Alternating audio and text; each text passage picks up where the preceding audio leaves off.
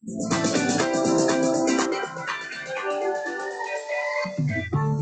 next, Session 6, Strategies for Diversifying Revenue Streams. This session is brought to you by Ideal Systems.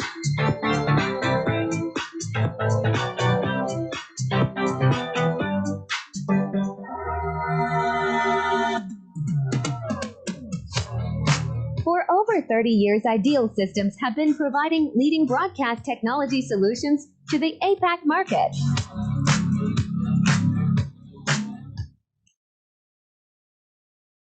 Today, Ideal Systems are at the intersection of broadcast technology,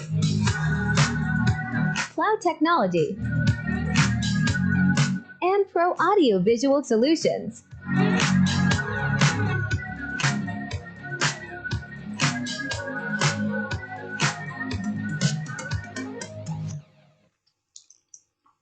Welcome back from the break, ladies and gentlemen, and welcome to Session 6, Strategies for Diversifying Revenue Streams, which is kindly being sponsored by Ideal Systems.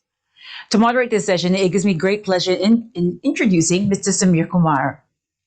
Mr. Kumar is presently serving India by building Public Broadcaster's digital arm as head Prasar Bharati News Services and Digital Platform India.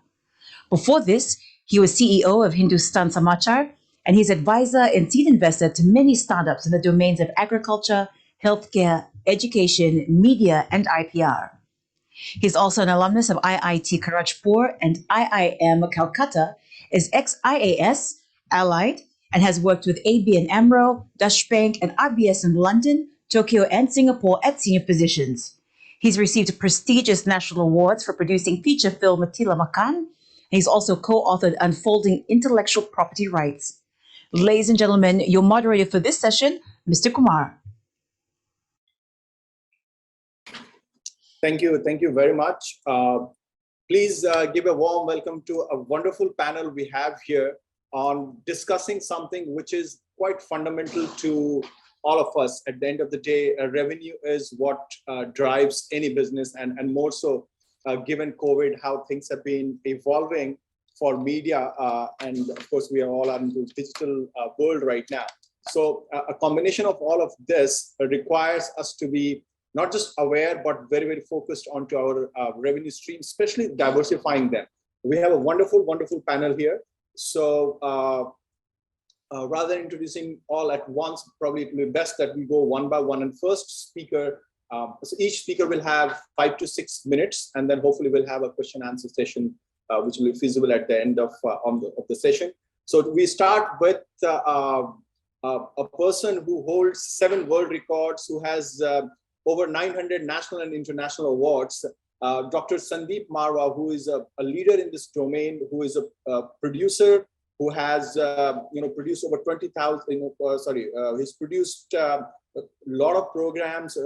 He holds the record of largest number of short films in the world, and that way he has quite a diverse experience working with a lot of people. He's also an educator who has taught over 20,000 media students from 145 countries. He is the founding president of Asia Academy of Film and Television, which is one of the best in the world now. And he's also the chancellor of AFT, University of Media and Arts. Further, he is on the board of AICT, which is All India Council for Technical Education, Ministry of Education. And as a founder of AFT and Noida Film City, which is perhaps, this is where the news is done in this country, in India. So without further delay, I would invite Dr. Sandeep Marwa to enlighten us about new revenue streams, especially his experience as a founder of Noida Film City, which is perhaps a future of media and news in India. Over to you, Dr. Marwa. Thank you very much, Samir Kumar. What a pleasure to be here this morning with all of you on this beautiful summit. I'm very excited, very happy to be part of this summit. Let me start with 2 very important lines कि सभी दिशाओं से शुभ सुंदर भाव विचार भरे नित अंतर पुण्य धरा बन जाए स्वर्ग ये मेरे यत्नों से करुणा कर. Whether it is north, south, east or west, whether you're in India or abroad, whether you're on the top of the hill or you're standing at a seashore, whether you are in a lush green garden and looking at some colorful flowers, or maybe looking at the most beautiful woman on earth, the fact is there are 2 things which are much more beautiful than what you can see with your naked eyes. And these two things are your thinking and your feelings. And the best part is that both the things are right within you. You don't even need eyes for that.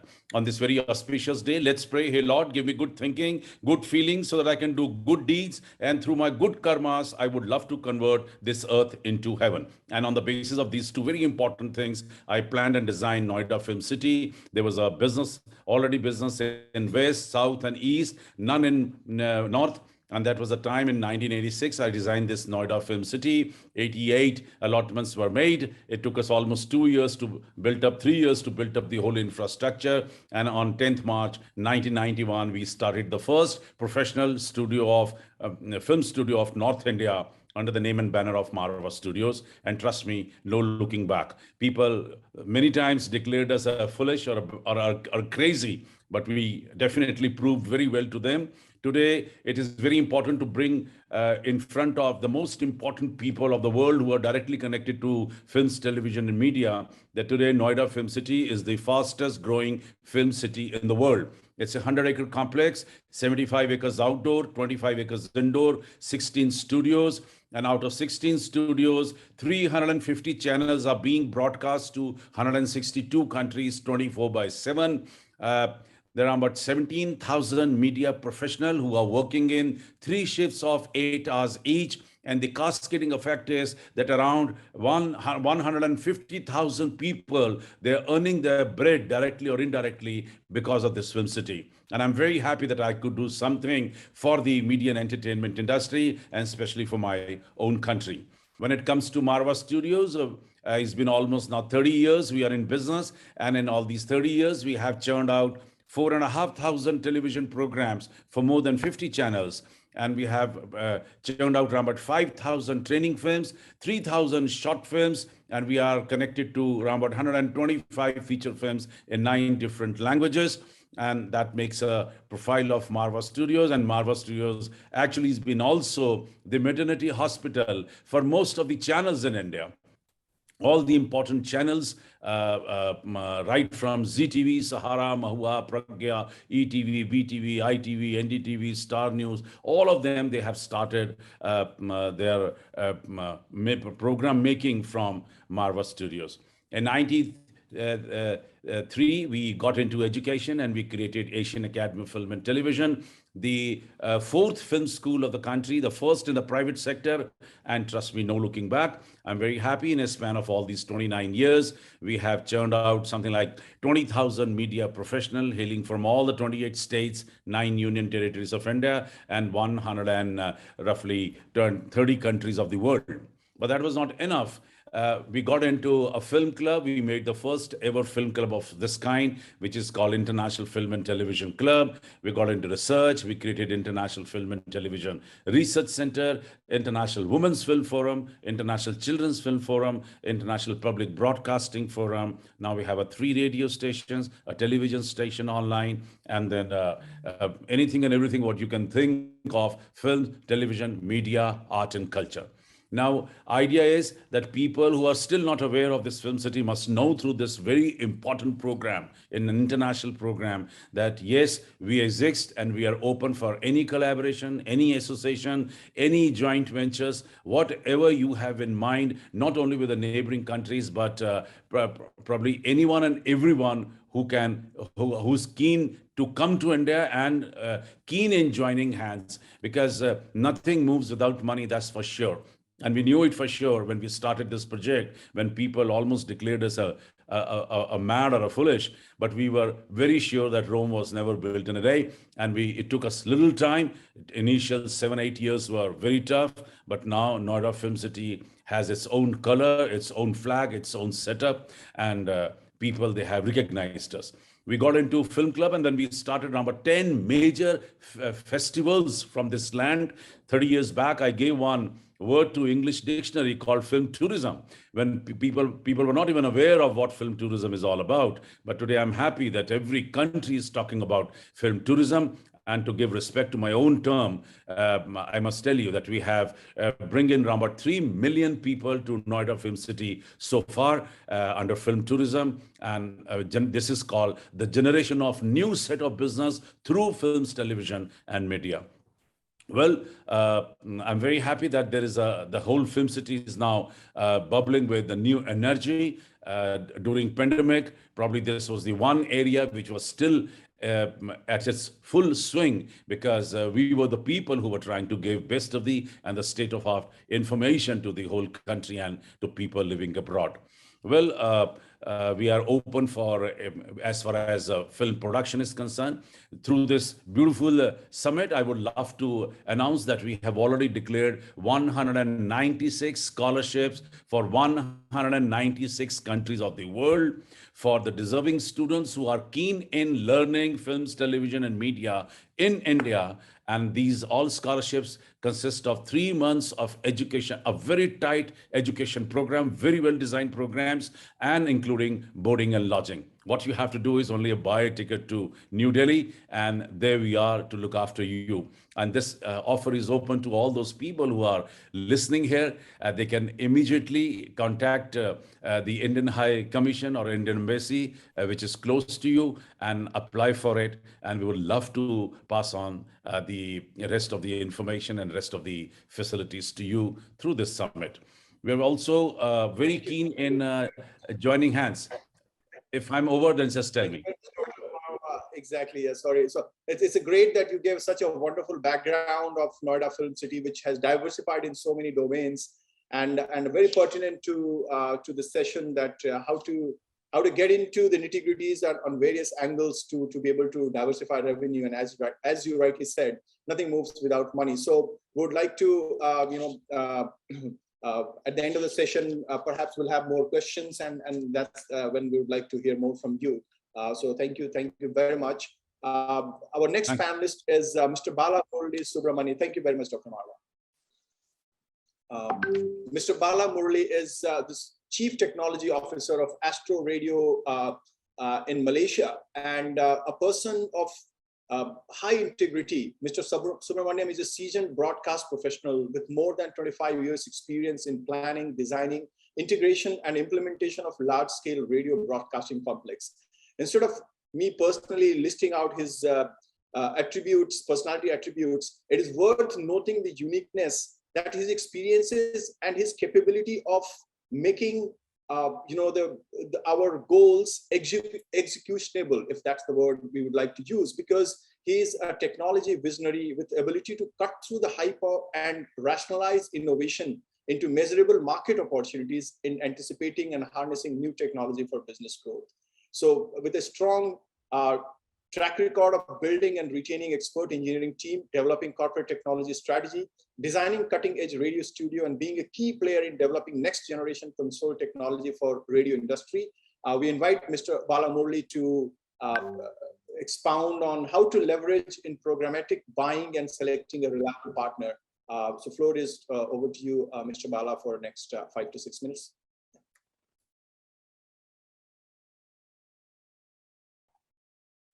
Hi, Samir. Thank you very much for the opportunities. First on most, I'm not selling any product. I'm just going to brief you a very clean method of what is programmatic buying and how it works. As you can see, most of the radio broadcasters, they try to send their stream to be online. Unfortunately, most of them did not capitalize the programmatic buying feature, which currently provided by most of the agencies or sales agencies, I would say. So what I can do is like, I'm sorry, because my camera is here, my big screen is here, so I'm always rely on here. So, okay, programmatic buying is like a way of buying media coverage directly through a platform. The buyer can be either buy through the buyer can be either actual client or the media agencies. So most of the times the buyer uses the DSP, the demand side platform, to buy the coverage, and the seller, the other side, they use the SSP to sell the media coverage. These two platforms normally interact each other, thereby making the buying possible for both parties. Throughout my presentation for 5 minutes, there will be a lot of jargon used. These jargons are all from the programmatic buying jargons. I'm not trying to confuse you. I'm trying to make it as simple as possible.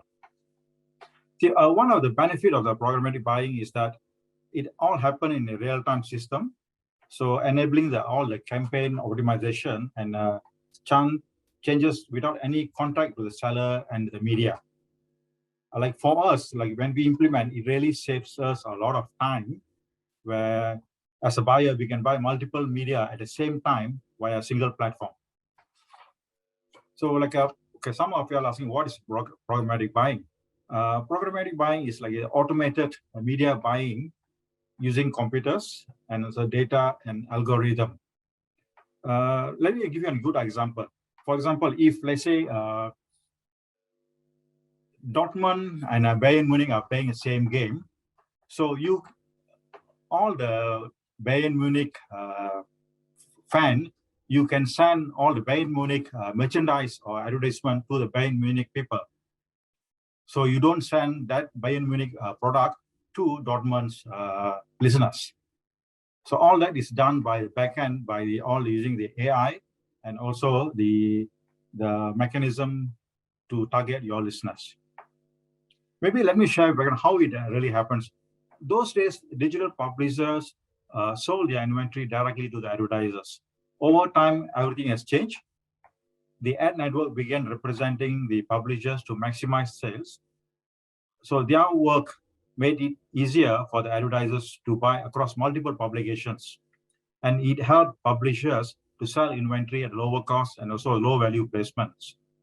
Most publishers often retained the premium ad so that they can sell ad directly to the advertisers for the higher profit.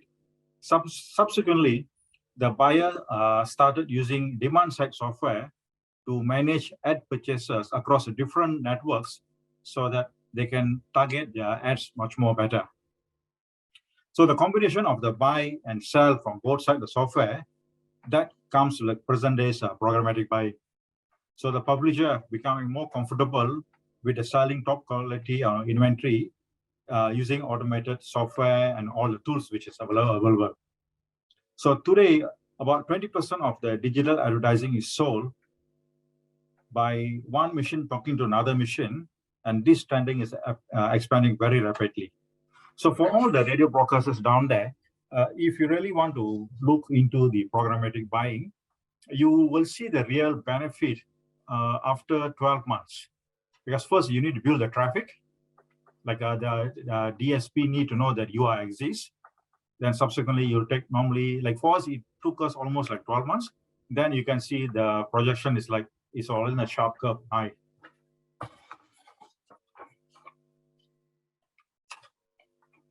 So there are, the three main components for the programmatic media buying. When you look on the programmatic ad buying, you will find the three core components always pop up in the throughout the conversation. That is, one is a sell side platform. It's called SSP, and the other one called DSP. There's a demand side platform, and the third one will be the ad exchange.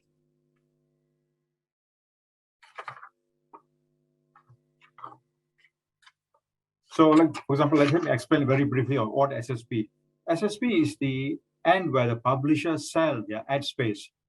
A company can offer the advertising space on the site for the buyers to showcase the display, mobile, and ads. And the demand side is like another component where programmatic ad buying, where anyone interested advertisers can invest in this company. The company can purchase the space for all the publishers' website and so on. And the last one is the ad exchange. Is the last component of the programmatic media buying is the ad exchange, where the DSP connects to the ad exchange to the process of buying and selling ad space.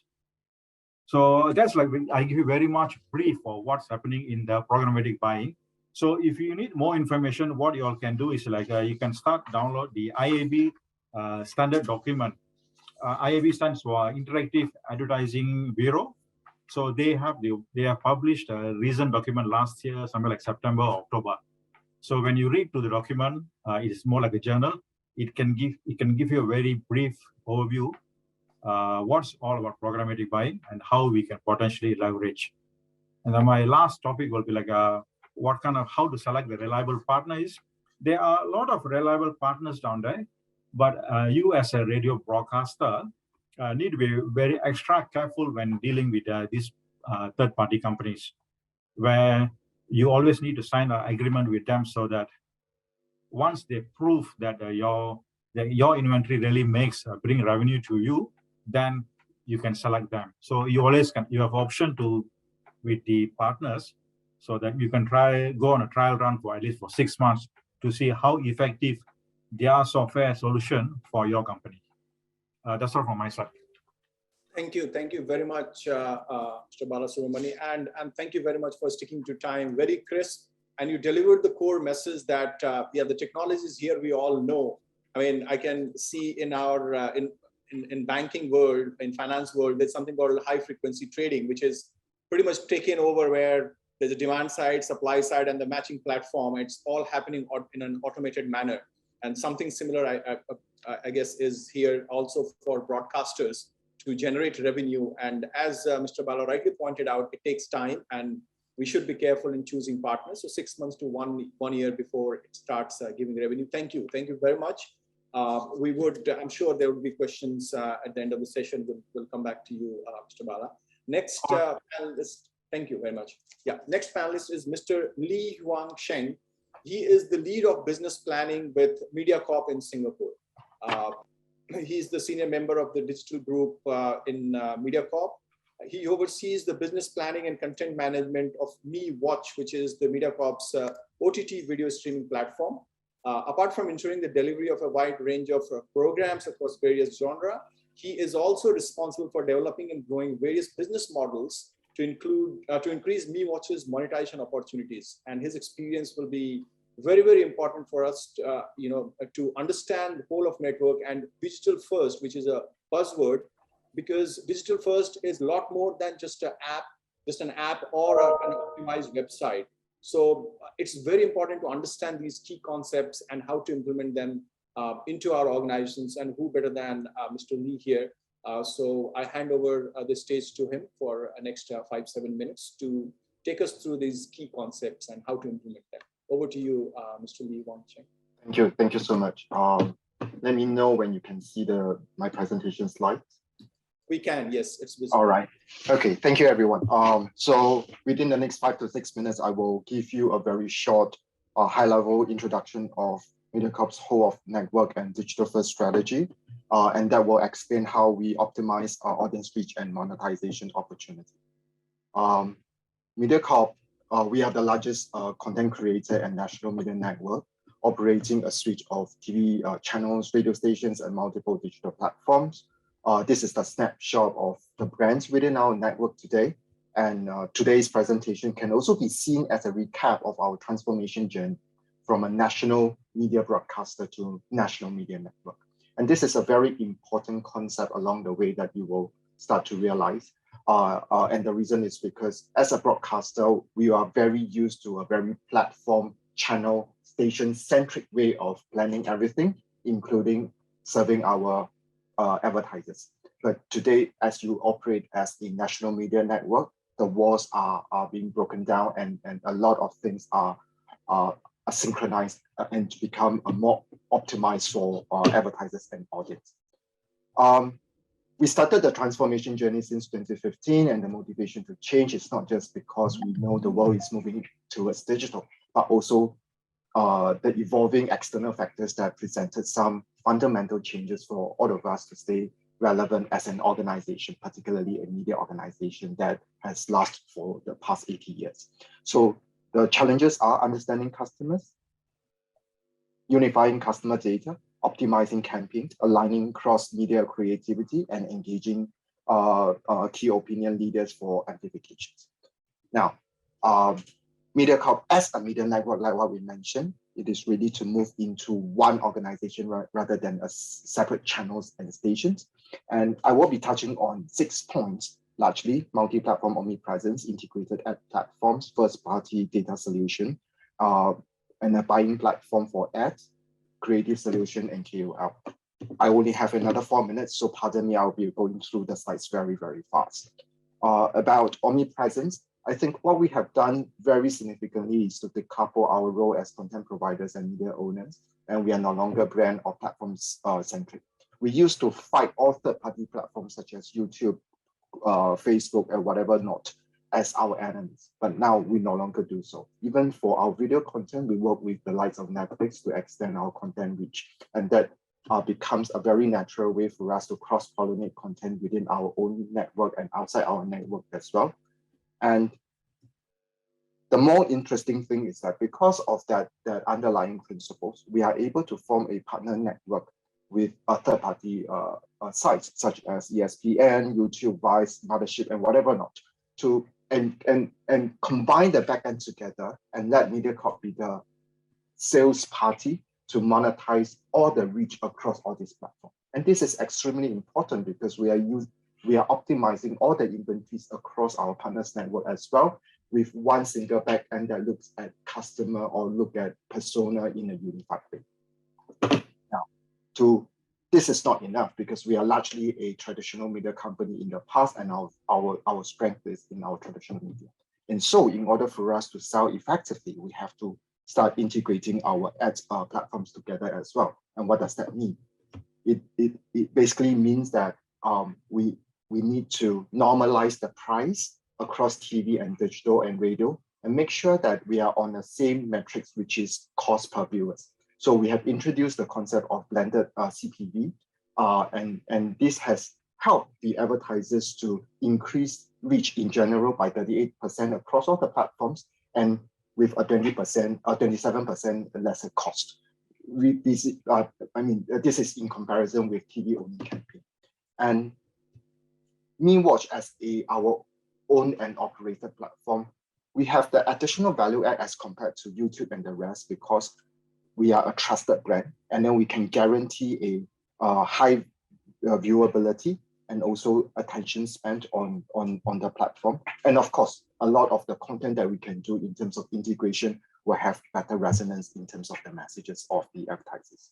Now, customer data is always the most difficult thing when you have so many different platforms. So we have introduced a MediaCorp ID that basically collects ID across all the different sources and unified them into a Me ID that help us to develop a unified user profile.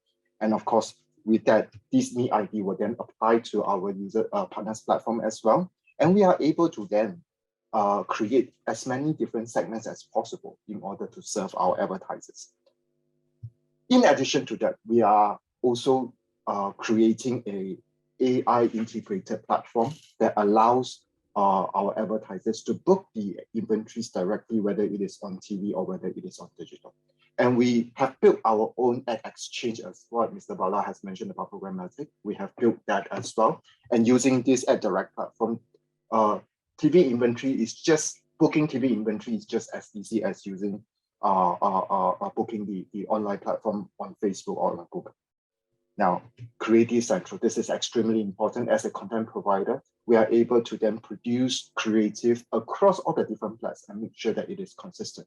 And for all the seasoned marketers, you will know that how this is a very, very important component.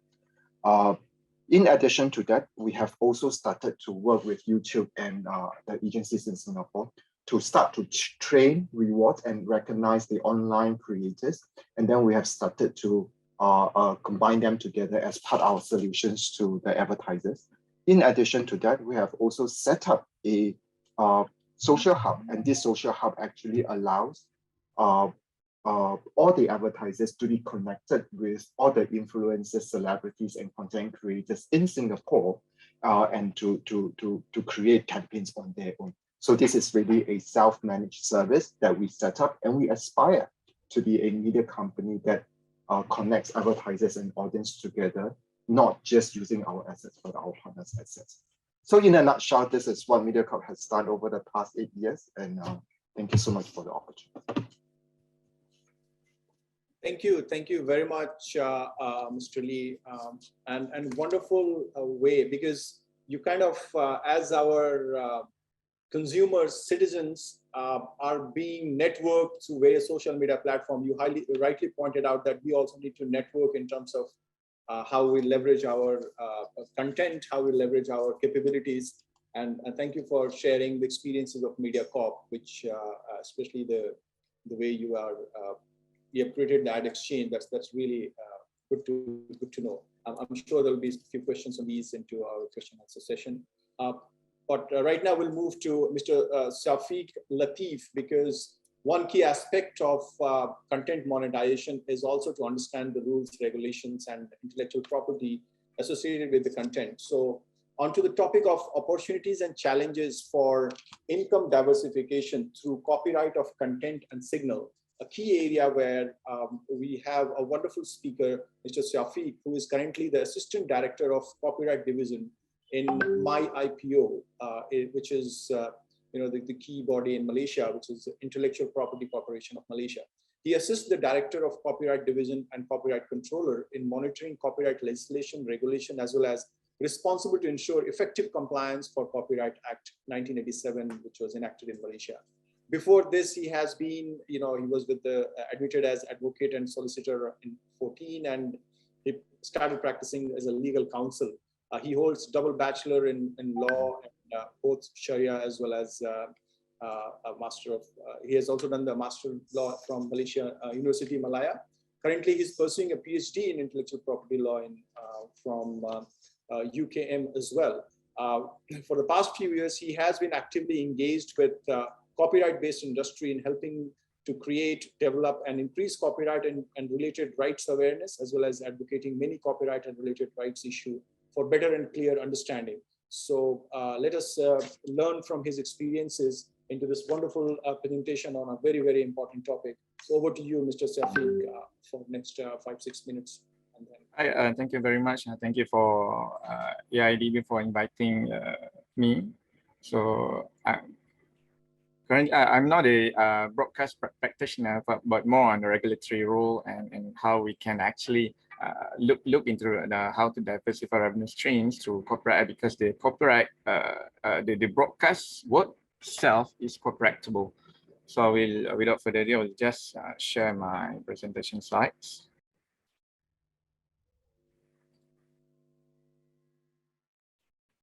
Okay. So to start, I will just to keep this presentation short and simple.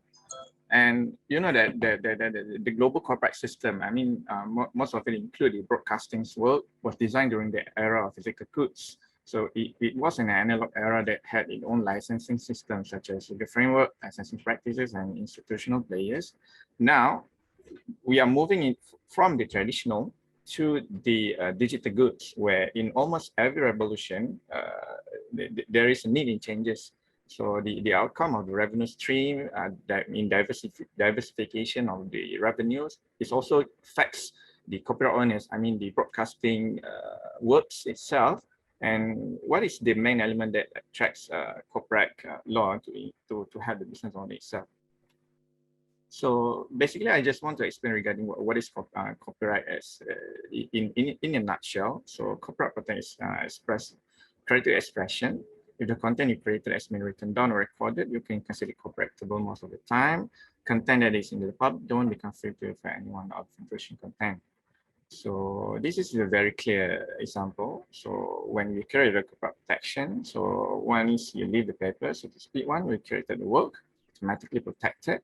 And also, if you snap a selfie, it's very good. So group couple on the same project is automatically shared between the same group unless stated otherwise in the agreement.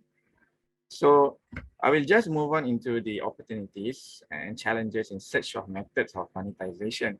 If you look, the broadcasting world itself is actually is a copyrightable. It is a signal.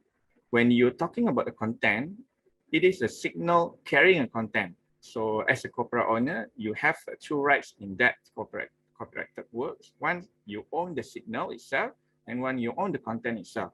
So in diversifying those revenue, you must actually know what your industries do and what actually you can turn your works into an intangible IP asset into money.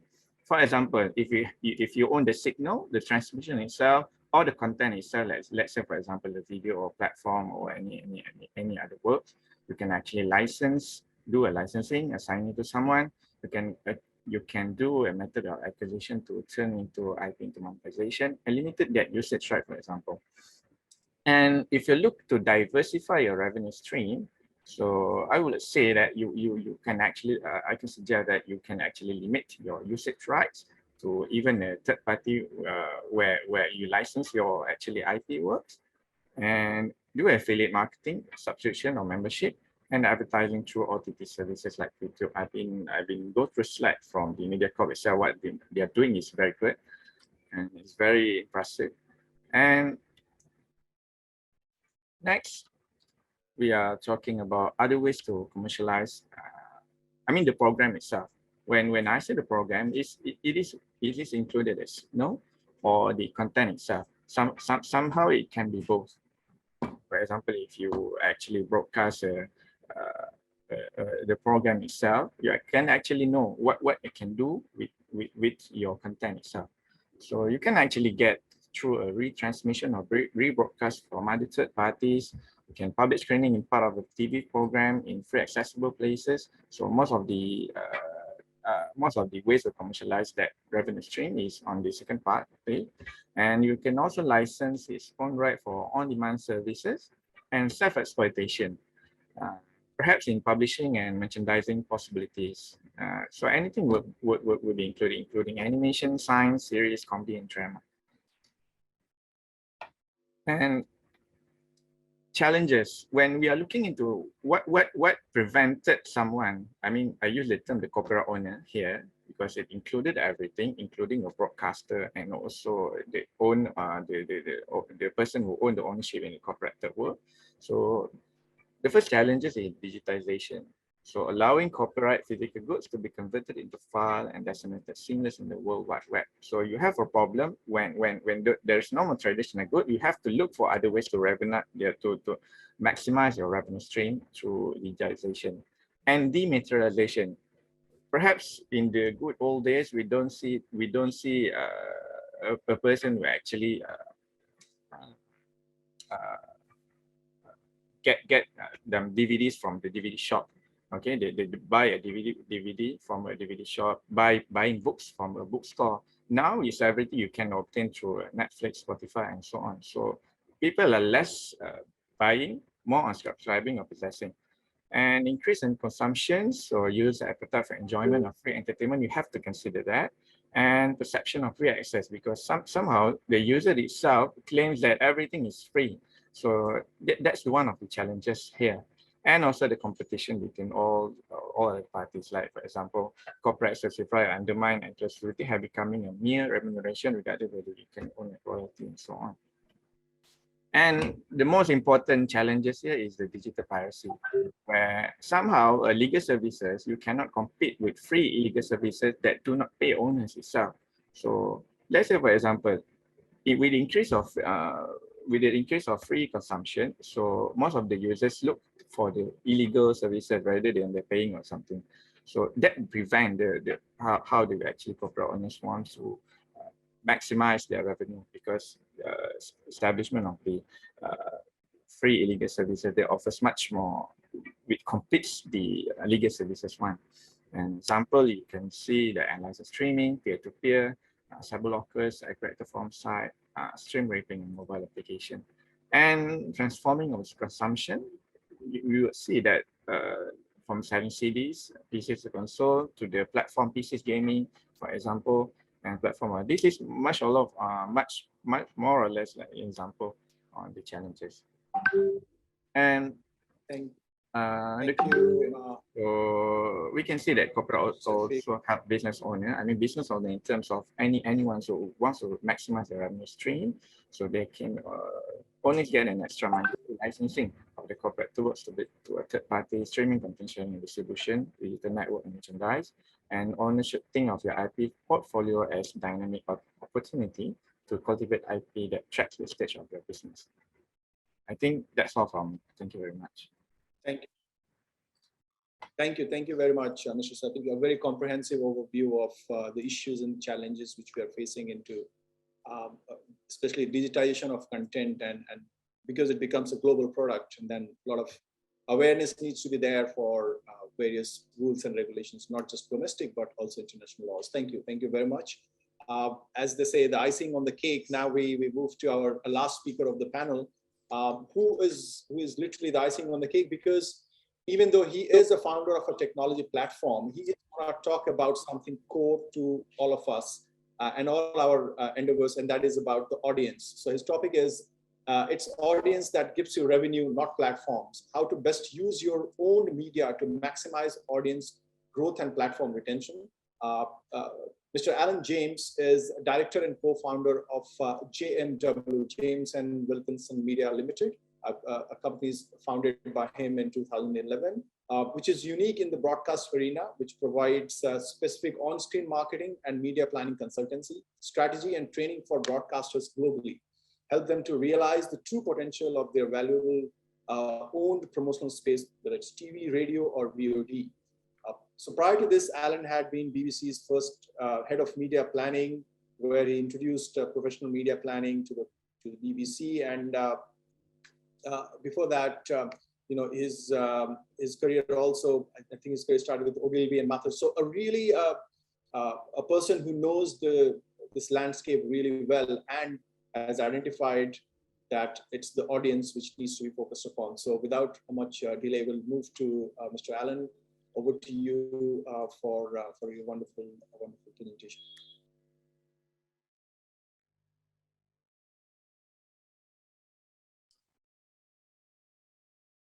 Mr. Alan James, are you able to?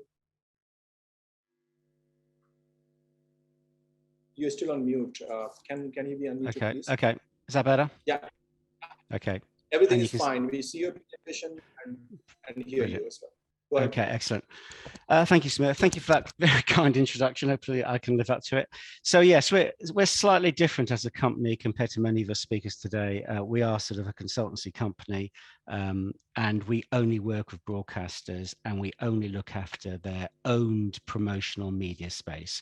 So I'm based in London. We also have a small office in Singapore as well. And basically we work globally to enable TV and streaming companies to exploit the potential of their owned media space. And hopefully that drives audiences to consume content, enhance brand health, which we think is absolutely critical these days, drive efficiencies, which we all know are essential, and to maximize revenue. And to maximize that revenue comes in all forms, whether it be advertising revenue, SVOD, franchise, or anything else. We'll work with broadcasters to do that. So yeah, I've put that devil's advocate title in the mix. It's audiences that give you revenue, not platforms. How to best use your owned media to maximize audience growth and platform retention. And I've said that sort of point because I think what we've seen recently is huge amounts of investment into building platforms, and somewhere along the line audiences have actually been forgotten in terms of how to get them there and then how to look after them in the first place. So this could apply equally for linear or for VOD. I've probably slightly taken more the VOD route in terms of this, in terms of handling it. So as we talked about, we only deal with your own promotional space, which, like I say, is quite often overlooked. But if you actually valued your own promotional space, whether that be across television, whether that be across radio, or whether that be across VOD services, it runs to hundreds of millions, whatever currency you want to deal with. So your own promotional space is your greatest opportunity to market new platforms and services and to grow revenues. But at the end of the day, it's the audiences which are critical. And once again, I'll come back to this own media space, because generally we find that if you value that, and because there's no monetary exchange inside of a business, it tends to be something like 10 times greater than any paid for marketing budget your marketing department may have for these services, quite often overlooked. And also a much known fact as well, generally it tends to be 14 times more expensive to acquire a new audience than to retain one. So once again, you have to use your own promotional space, your owned media, your biggest marketing asset, to make sure that you maximize what you can actually do with it, and to drive people into new platforms and to drive audiences and eventually revenues on that one. So we could very much come from a sort of a promotional strategy point of view. And we always start with a situation in terms of understanding what your business needs will dictate that promotional strategy. And we're very much in terms of those long-term players. We quite often see marketing strategies that are very highly tactical, short-term, okay, and sort of forget to look forward to what they're doing in the medium term and long term. So when we work with people, we try to get under the skin of where is their revenue now, where is their revenue in the future going to be, who are their audiences now, and who will those audiences be in the future. We've all seen, obviously, TV and that wider TV mature over time. So therefore, it's essential that you actually recruit and you bring in new audiences in time. And that, I think that's the critical thing in terms of doing it. So you plan now for the midterm and that longer term. Platforms and services, we've talked a lot about those already in terms of how to make sure what is their role within a business. And critically, content. I think content sometimes gets overlooked in the great scheme of things. Content does not do the same job for all audiences all of the time. So content segmentation, recognizing what content is needed by different audiences, by different platforms is essential. And when you recognize that, make sure that you communicate those messages to your audiences as well. And the right audiences with the right message is essential as well. And finally, brand perception. Basically, if we don't know what the audience thinks of us, then how can we possibly ever look to address it, to change their perceptions if it's negative, or to fill them if they're positive. So I think too often broadcasters build venues but forget both the branding and the signposting. And I think that is the case. So sometimes we feel huge investment has gone into building these great, wonderful platforms, but there's no marketing real estate on them. And too often consumers either don't get there, or when they do get there, they don't know where to go, or they end up in cul-de-sacs as well. So very, very soon, there is a situation in terms of broadcasters in the past have relied upon marketing to drive audiences. Yet in this VOD world, there was a lack of marketing space there. So it's essential that we actually make sure that we do communicate to audiences in terms of what we do. This chart could be used for any product, to be perfectly honest, let alone broadcast, let alone VOD. We think it works very, very well for VOD in terms of ensuring that your marketing tasks cater for each element of the audience journey. So you've got awareness and the key marketing task there. This is obviously at the beginning of any sort of product that you're normally discussing. Drive awareness and benefits via branding, curated content messaging. Quite critical to create awareness. You cannot jump straight from point A to point Z in terms without going through this user journey. Getting consideration of new products is absolutely critical. So the marketing task there is about increasing consideration to trial amongst your core linear viewers through exclusive growth and curated content messaging. And finally, around conversion and retention, once you do get them there, you have to make sure that they stay there. So you also need to increase their frequency and their volume of viewing at any one time as well. So I think we've just seen it in the last couple of weeks in terms of how many VOD platforms are now either diversifying their revenue streams away from SVOD into advertising, or we've seen huge great churn amongst some as well. And all those factors may be because they haven't gone from point A to point Z without ticking all those boxes in between to make sure that the audiences have built up that right brand perception with them and that sort of loyalty with them as well. One very simple sort of tool is obviously to segment your audiences and then align your business tools, your capability with those audience segments. So this could be a typical analysis of audiences on a platform in terms of against time spent against visits. You have your occasionals, you have your regulars, you have your browsers, and you have your lapsed or disengaged, and you use different tools against each of those. I won't go into all of these now for time's sake. But it's essential that everything comes back to your absolute audience. This is a very short presentation. I could spend the whole slot, the whole conference slot in terms of talking about this in more detail, but we can't do it. But it all comes back to making sure that you start within your business, looking at your audiences rather than basically looking at your actual infrastructure and platforms as well. And then you move forward. So in summary, a few points: ensure that all of your content platforms are fit for marketing purpose. Data is key to success, but again, data only in the right hands. You would not believe the amount of times that we see businesses with huge amounts of data, but they don't end up in the right hands who can make use of it from a marketing point of view. Understand the different tasks to fulfill that are required to achieve success and segment your content marketing accordingly. Exploitation of portfolio is critical. Otherwise, why have a portfolio? And finally, test, test, test, and test again. Your media and audiences are an evolving story. Thank you for that. Thank you. Thank you very much, Alan, for a wonderful, and really pointed presentation to drive home the point that understanding the audience is the key. And that I love your example of we have built venues but forgot to put the signpost. That pretty much sums up the challenge everyone is facing. So thank you very much. I mean, we still have 2 minutes left. So there have been some requests in terms of the presentation from Mr. Lee and the link for the IAB paper, which Mr. Bala talked about. So we'll put that into the group. For any other questions also can be put into the group. Meanwhile, I was just, if you look at the content, the way we are handling in media, so broadly we can divide them into entertainment, information, and education. So education is one evolving area of content, whether it is YouTube or any other social media platform, which has been seeing a lot more of consumption of educational content.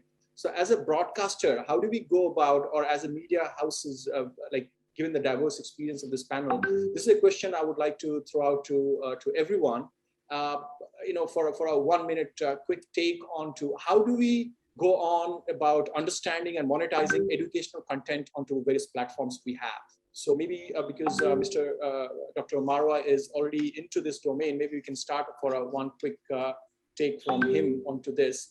And then perhaps, then again, Mr. Lee, Alan, and everyone will quickly have 1 minute take on this. Yeah.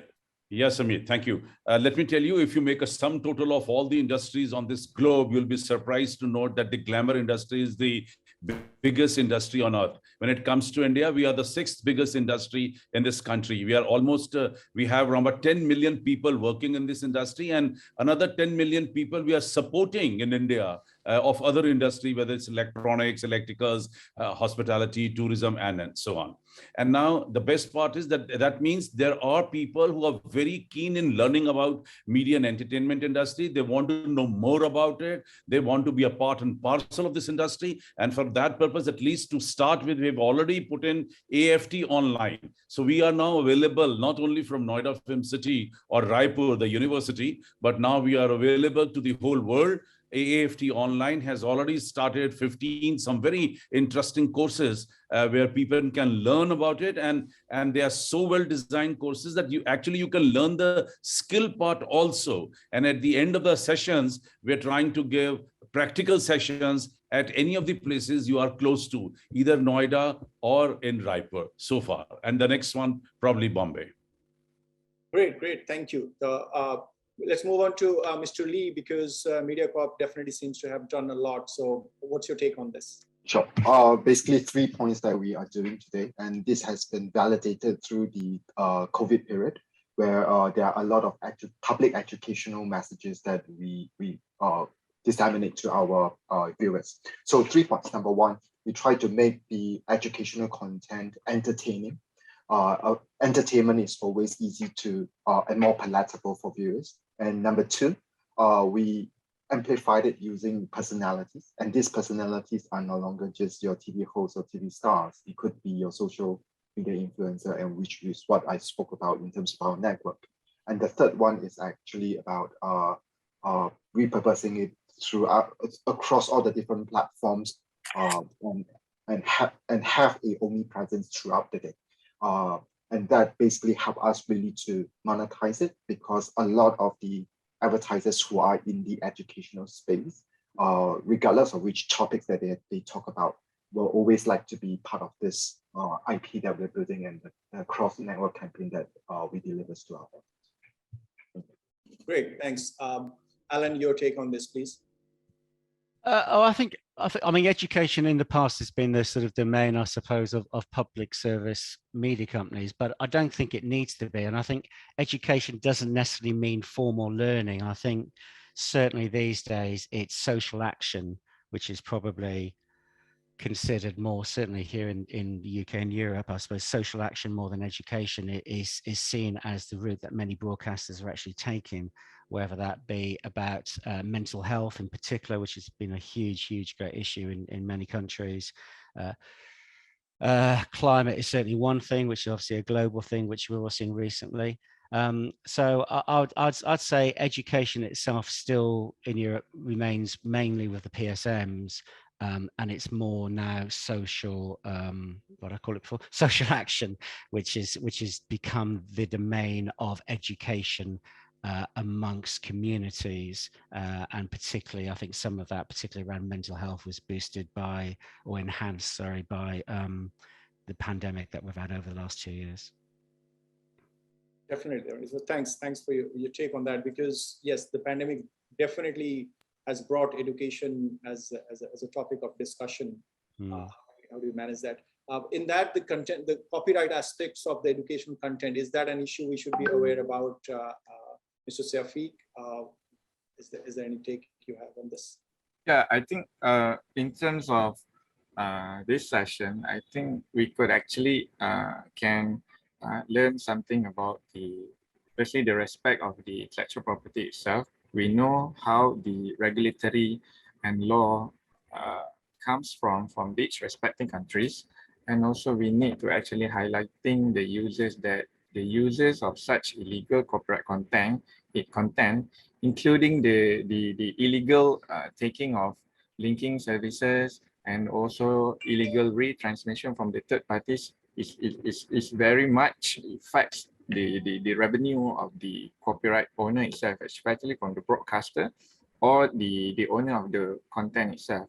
I think we could actually moving forward to actually engage with the regulatory approach in curbing, especially what is the main concern today is the digital piracy, which happen rampant globally. Thank you. Yeah, absolutely. Thank you very much.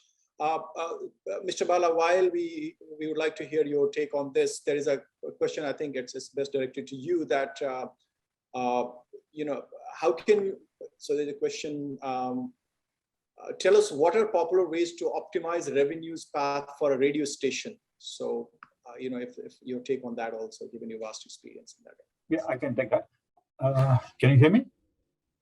Yes, we can. Okay, it's all start from your studio's automation systems.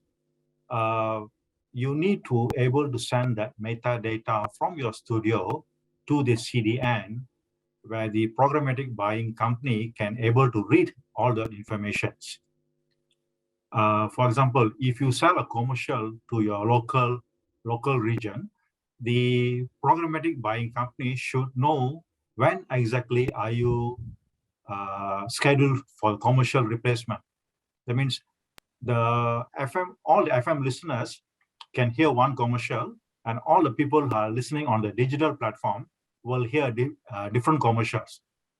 The only way we can achieve that is the programmatic buying company should able to read the metadata which you are sending from the studio. That's one. And secondly, is like how are you going to target different group is via also again the data which from the listeners back to you. When, let's say for example, you have like maybe 100,000 listeners. If 100,000 listeners logs on to your system, then you can do the profiling, whether they're male, female, what they like. And based on that, for example, we did a lot of case studies when we log on, when we capture the information from the listeners, we know that, let's say, for example, like 10% of our listeners are more for the automotive industry. So whenever we want to replace the commercials, we will replace the automotive people with a advertisement which more of a car-based advertisement for them. So that is an additional revenue which you potentially can generate in line with your organic FM terrestrial broadcasting. So end of the day is all the data. Yeah. Thank you very much. I mean, that brings another question, and I'd like to direct it to Alan, that radio definitely needs that kind of a personalized or innovative treatment depending on the kind of the platform, the content which is there. So, but you are handling both, all three, like TV, radio, and VOD. So, what are the key points one need to be careful when it's going to monetize them? So, I mean, the strategy for TV is not going to be replicable at VOD, right? So, what are the key differences one need to be aware of while handling a particular medium to maximize the revenue? I mean, of course, we can brute force use the same strategy, but it's not going to yield the results, right? I suppose our focus is very much on driving audiences. So, like I said, we don't work with advertising inventory. We only work with marketing inventory. But at the end of the day, it gets to that same result, which is about maximizing brand value, because we all know that services with a higher brand value or higher brand recognition and awareness and appreciation are going to be able to command a greater rate in the marketplace than others, and obviously maximizing audience is the other aspect of that. So we don't really work on the advertising side, but for us, when we very much look at, when we go into a broadcaster, we look at a portfolio approach. So we very rarely go into a broadcast to look at a single channel. We can look at a portfolio to maximize the effectiveness and efficiency of that portfolio in terms of what can it do to align, to maximize, so to help fulfill the corporate objectives and the individual services objectives of that entire business. So once again, you're using your biggest marketing assets to basically drive that. And that can be quite tough as well. So it's getting TV and radio and VOD to work together. Now, there's not many systems in the world where you can maximize overall sort of consumer reach in terms of campaign activity, either in the advertising world or in the marketing world as well. So it's about looking at the individual strengths and weaknesses of that of those platforms to make sure you use your airtime, your promotional airtime, as best as you can do to obviously to exploit its strengths and address its weaknesses. And it all goes back to, again, to the audiences. I cannot stress enough about understanding the audiences and which parts of content are going to be more appealing. We talk about growth audiences quite a lot, and therefore making sure that those few star pieces that you've actually got there are getting the right levels of communication from a marketing point of view. I'm not quite sure if that answered your question, but that's that. We see it as one as opposed to individual aspects. Okay. Got it. Thanks for sharing that insight. We have one last minute, and there is a comment from Dr. Amal Panchihiwa, and I would like Hang Sheng to really take a stab, and maybe he can explain his take on to, he says that addressable and or target advertising would be next wave of monetization for broadcasters, both radio and TV. So how does MediaCorp look at it, and what exactly is it really that targeted, which you guys have already started going, or is that you see as the future development as well?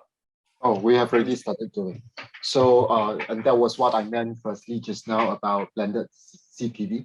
First of all, you will have to decide on a single measurement and a single tracking mechanism to put all the inventories together in the same way. And in addition to that, there must be platforms that enable people to be able to buy into the inventories across the broadcast platforms as well. And hence the Ad Connect or Ad Direct platform that we have set up is exactly meant for this. So I think two things. Number one, a technology that is able to combine all the inventories together. And number two, a single matrix and a single pricing in order for advertisers to buy on audience across all the different plans, including the traditional plans. Fantastic. Thank you very much. I guess you have literally summed up the entire session in a way that, the two factors of technology and the proper pricing, which came across in everyone's session today. Wonderful, wonderful. I guess, well, that's one downside. We can't hear the applause, but this, all the panelists have done a wonderful job. Thank you very much, each one of you. And we look forward to have further, sort of communication on this important topic. So with this, we come to the end of this panel discussion, and we hand it over back to AIBD for the next important session. I would like to remind everyone to hang around, and it's an important CEOs session where we'll get to hear from the CEOs of the region and their take on to this important issue. So yeah, back to the organizers. Thank you very much. Thanks a lot. Thank you. Bye-bye. Thank you very much, Kumar, and thank you as well to all of our panelists for their contribution towards session 6. I'd now like to invite you on a virtual excursion of Fiji before we head to session 7.